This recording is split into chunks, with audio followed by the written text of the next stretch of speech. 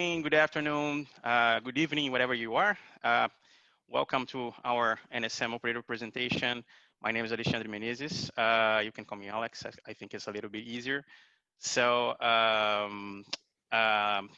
have today Matt Dorn, which is my colleague here. Do you want to say a few words, Matt? Sure. Hi, everyone. My name is Matt Dorn. I'm a principal engineer at Red Hat and happy to be here to talk to you about the power of operators. Yeah, so for today, we have a very simple agenda here that I'll try to keep it simple as much as I can. So I'll try to answer a first question, which is what is a Kubernetes operator? And then I'll try to give a quick introduction to the operator framework, which is passing through a lot of changes. And also I'll try to explore a little bit what it can add to the NSM infrastructure and application. Right. And at the end, if we have some time, I know that I am kind of in between you guys and the lunchtime. I don't know the time zones to everyone. If we have some time, I'll do a quick demo on OpenShift as well. So let's go for it, right?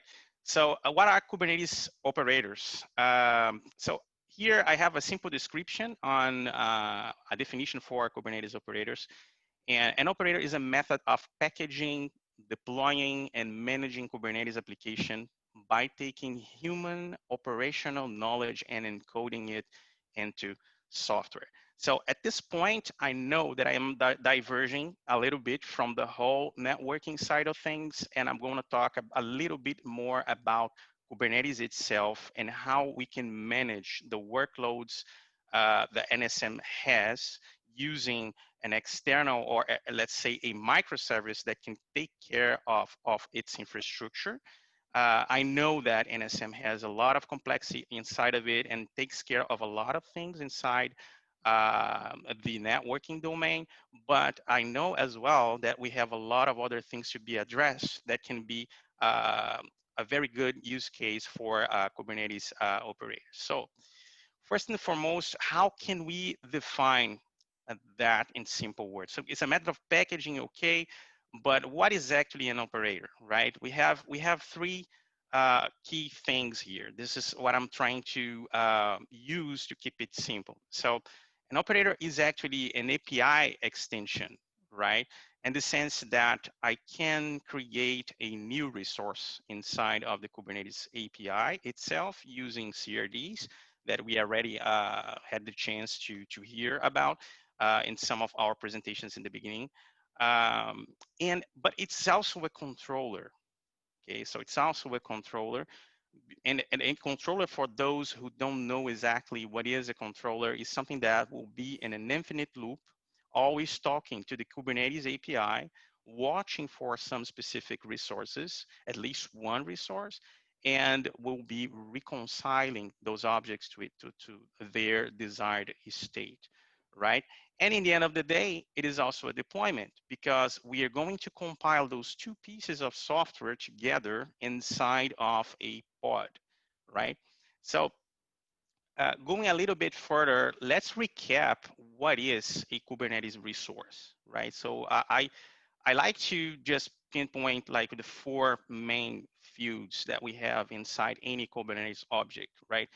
What we have here is something like type metadata. Everyone, I'm pretty sure everyone saw this before.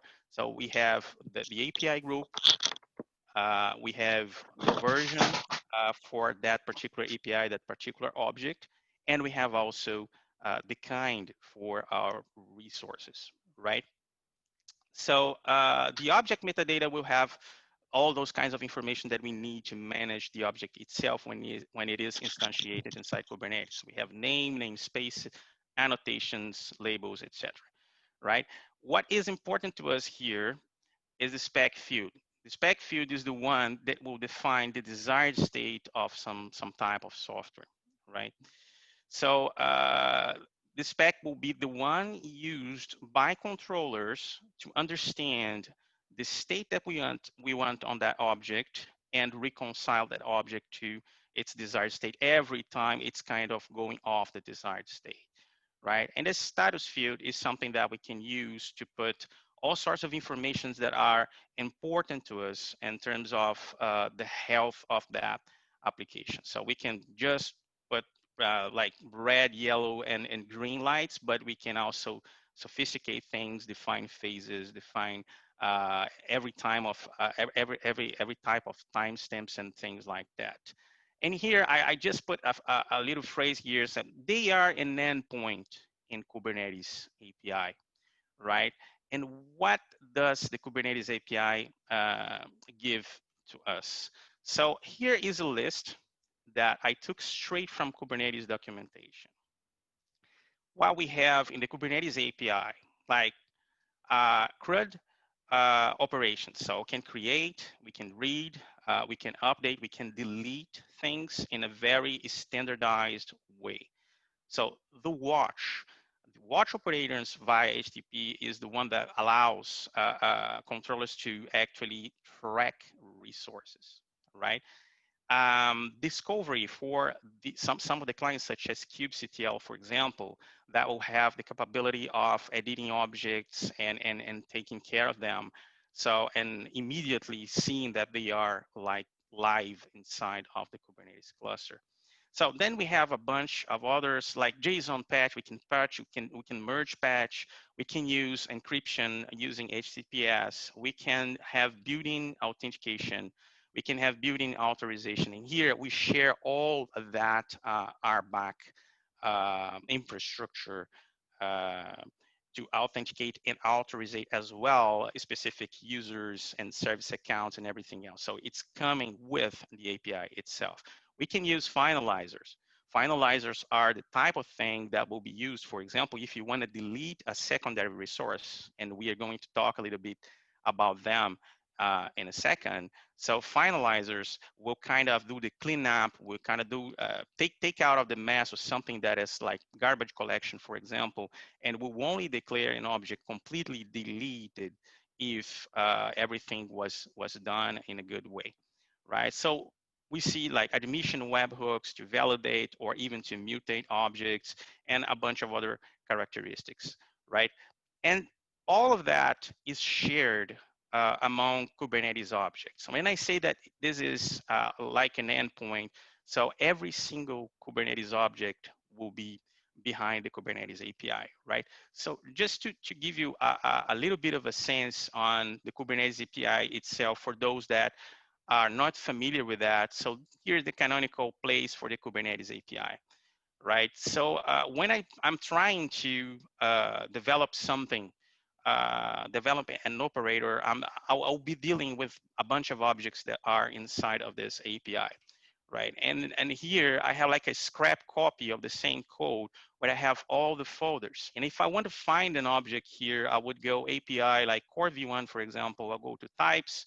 I think most of you must have seen this before. And then I can kind of, okay, I want to see the pod spec implementation, and I can see all the fields in here. So basically what I'm seeing here is actually the API itself, the grouping of those objects with the version, and inside the types.go, I can see the Golang types and a bunch of descriptions and indications of on how those objects work. But the question comes, if we can build our own CRD, we'll have all of that for us. We can develop our software on top of those CRDs, and they will share all those characteristics, will have the same kind of grouping and versioning and kind like the API gives us, and all those features together. So going a little bit further, what are the Kubernetes controllers, right? So I put like just 5 bullet points here. I think everyone is kind of a little bit used to them. So a controller is an infinite loop that keeps running and running and running. It will be tracking at least one Kubernetes object type, and it reconciles that object, the current state of that object based on the desired state that we have in the spec field. We just said that. And for reconciling it, it can interact with the Kubernetes API this point is important because it can use the API itself to be like all the time reading the health and the state of those objects, but it can also control objects directly. And that is what is interesting when you have something that is external to Kubernetes.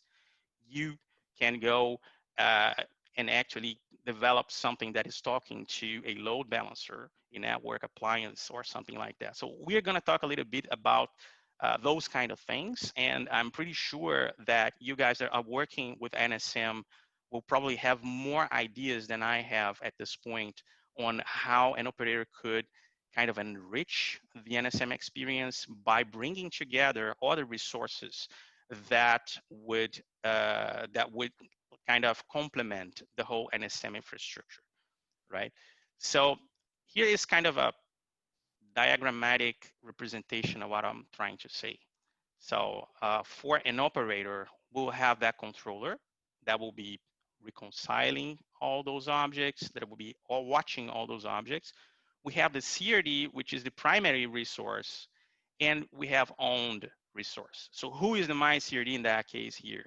Is the NSM infrastructure, the application itself that today we install using Helm, and Helm has its value. It can version things, it can like automate the installation, which is pretty cool, automate the updates for that installation. And NSM itself would be modeled like a CRD to be able to own certain resources. And so it could be deployments, daemon sets, stateful sets, and config maps as well. In that case, we have like the network service manager, the forwarder that we are using for that particular installation.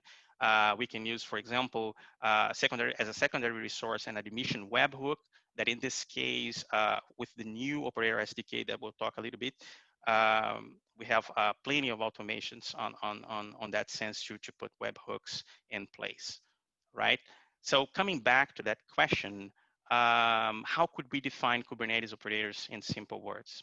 That's it. It's an extension to the API where we can see NSM as a native Kubernetes object. It will embed a controller that will be compiled or built into a deployment. That's the thing. I don't know if Matt wants to add something here or is okay there. Yeah, it sounds good. Okay, cool. So I'm going to pass through the second portion of this presentation. So a little introduction to the operator framework and talk a little bit about how it interacts with all of that we are talking at this point, right? So what is the operator framework, and then what are the key projects that we would like to highlight at this point? So it's an open source framework to make building operators easier, providing high level APIs, abstractions, and code generation to quickly bootstrap new projects. What does it mean? So generation is the key word. We have some boilerplate code that is bootstrapped by some tools, and we are going to take a look right now at them. But just quickly, I would like to show you that at this point in time, and this is very, very recent, the operator framework now is part of the Cloud Native Computing Foundation. It's here under the incubating projects, right? So you can find it here, and you can look for a bunch of information here on its actual official website, right? So let's get back here and let's talk about the key projects for the operator framework. So first one is the operator SDK, which is actually a command line tool that will scaffold everything for us. So it will take care of the code itself that we have in terms of building that deployment that we were talking about, but it will do much more, right? Why? Because we have also metadata that we can build around our operator to publish the operator in the operator hub. So I'm going to show you that in a moment. It can also help us a lot with testing because it comes empowered with a lot of tools for testing those operators, right? The operator lifecycle manager, this is a part of it, of the operator framework, is kind of a little bit complicated, but I try to think it kind of like the infrastructure that helps us have each operator and then each application managed by those operators.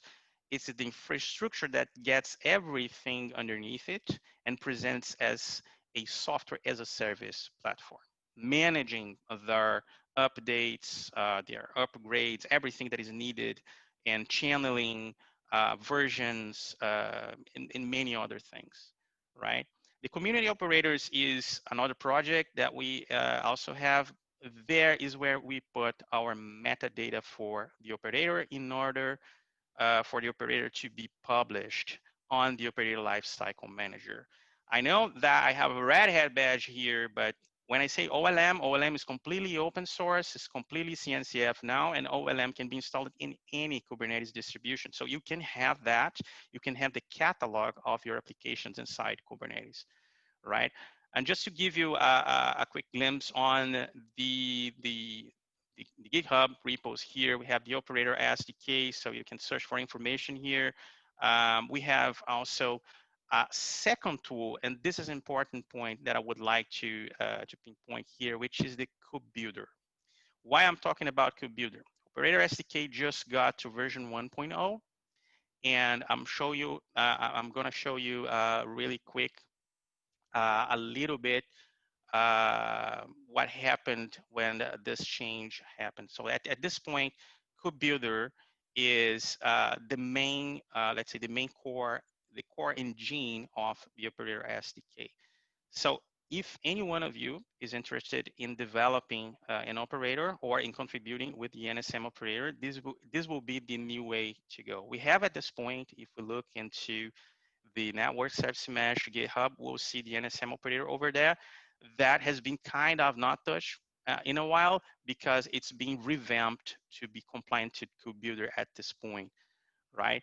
So, and here is something that I really, really recommend if you guys want to understand more, more in depth Kubernetes APIs, CRDs, watchers, listers, objects that will take care of all that kind of infrastructure, the API machinery, the controller runtime libraries inside Kubernetes.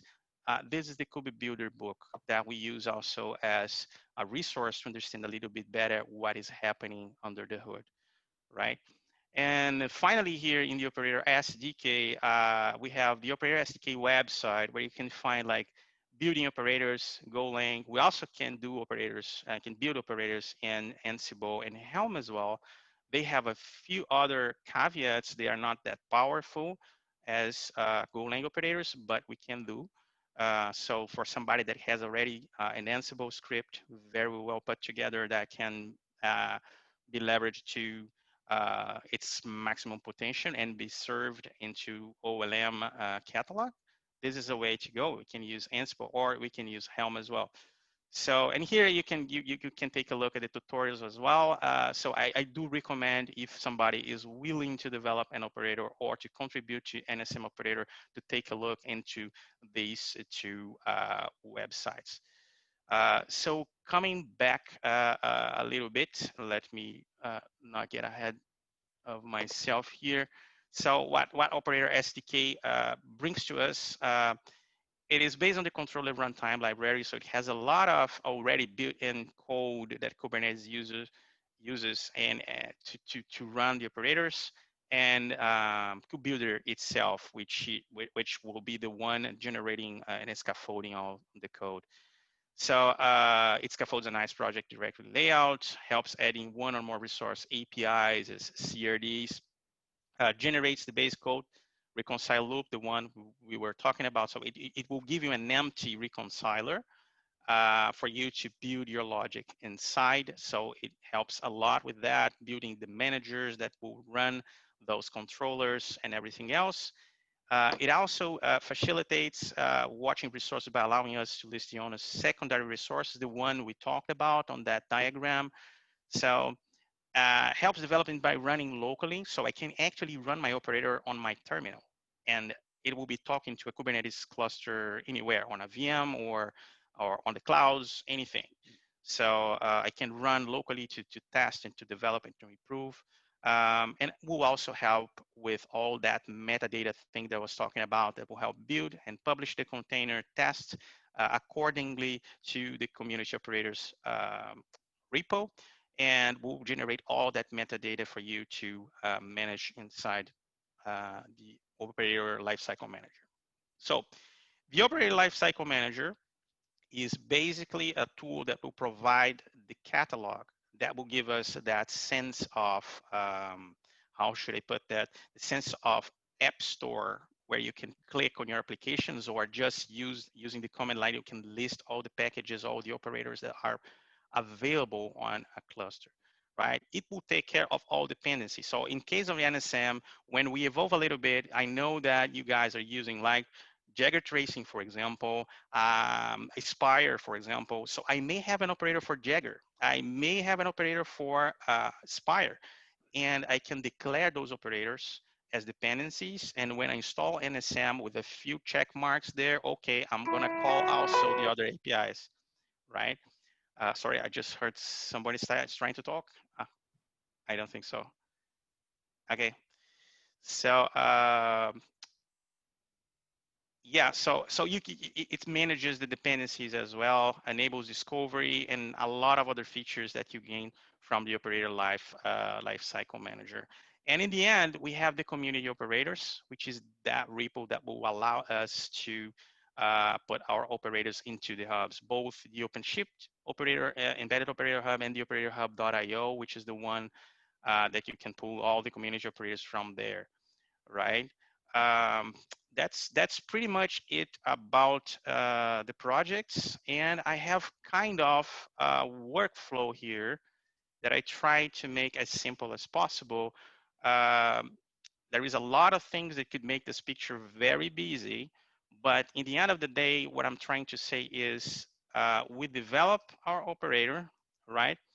And we compile that operator into a container image. That image will be put to a registry, and at the same time, we build the metadata, and then we put that metadata into the community operators GitHub. From there, the OLM infrastructure, no matter what kind of Kubernetes distribution it is installed, it can take all operators from the community and present that platform with tons of applications, kind of in a software as a service feeling, because we'll have all of them listed, all the versions. You can you can make your decisions on what you want to install, what kind of version do you want to install, and things like that. And once you once you subscribe to an operator inside OLM, then it will pull the right images and run the right code to make it actually work on the platform. Okay, so yeah, that's pretty much it on that part. I have here the repo, the community operators, just to show you guys that I'm gonna pick up any one here, or even the NSM operator. I think I could take a look on the NSM operator metadata as well. Let me just find it here. This is not the one. Let me just see. I think I'm on the wrong folder here, so that may be the upstream one. I think that's, oh no, that's correct. That's the register one. That's correct. Just a quick second. Okay. I'm just, okay, here. Yes, this is the register that is holding the NSM metadata. I think, let me see. Yeah, this is the one. So here I have all descriptions on the NSM operator in terms of metadata according to this picture. So I put it in the community operators repo, and OLM can understand all of that, right?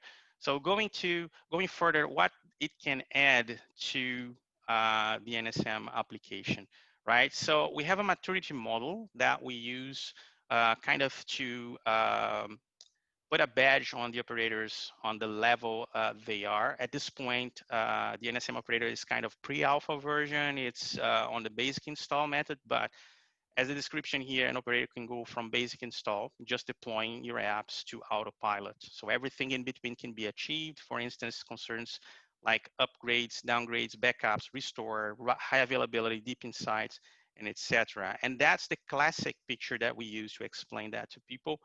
So the basic install is basically putting it to run, right? And then seamless upgrades, it's a little bit more than just upgrading, but understanding the necessary steps to upgrade an application. And we can see that with Helm operators, we go up to the beginning of phase 2.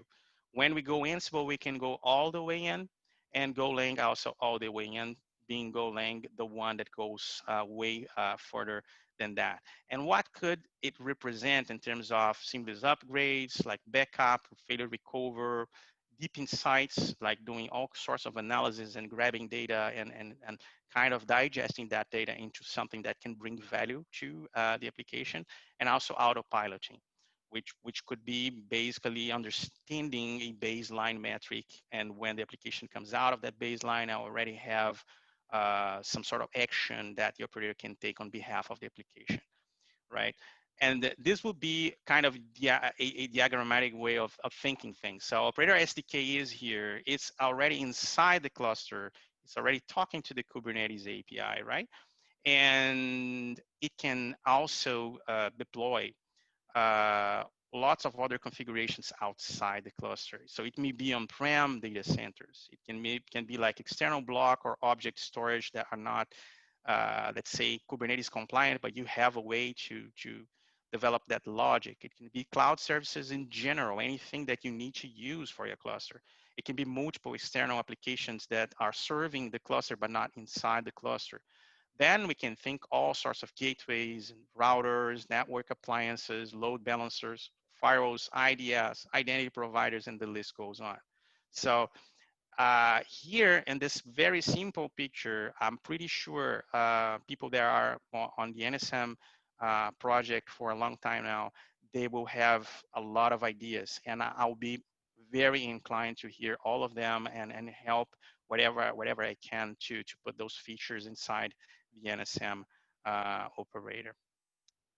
So from that point on, I have a very quick demo just to show you guys that App Store kind of feeling that the operator gives us.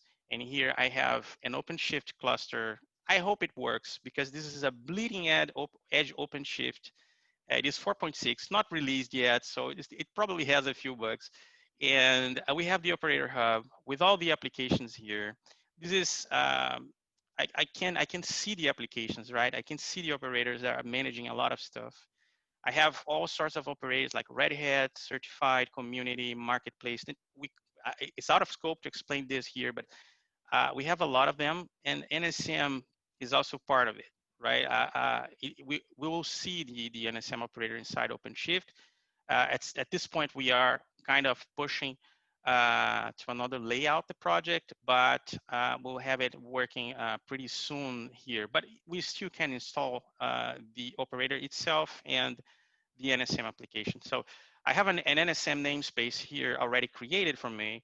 And here, by the way, I have the network service mesh, and I could actually punt a few other APIs like network service or network service manager or network service endpoint. Those, by the way, are not actually working at this moment in time. And then when I install the NSM operator itself, I'll be able to, in a few seconds, just see the operator installing, changing. Okay, so now it is already installed. I know that it is running. So at this point, I can just grab the network service mesh infrastructure, and here I can create a new NSM installation, right? I could build from that metadata that I showed everything on top of this form, anything we want. At this point, what we have is just the name, some labels that I can put on. So what kind of forwarding plane, et cetera, if it is running insecure or secured, and the version. And we can also see the YAML format of this right here, right? So if I put it to install, it will create a new example NSM in this case. It will put it to run. I can actually see the installation here, look into the resources, and then it's deploying like an admission webhook, certs, service, and also network service manager and a forwarder for the NSM application. Well, I think that's pretty much what I had to say today. Thank you everyone for your time. And are there any questions that I can address at this point?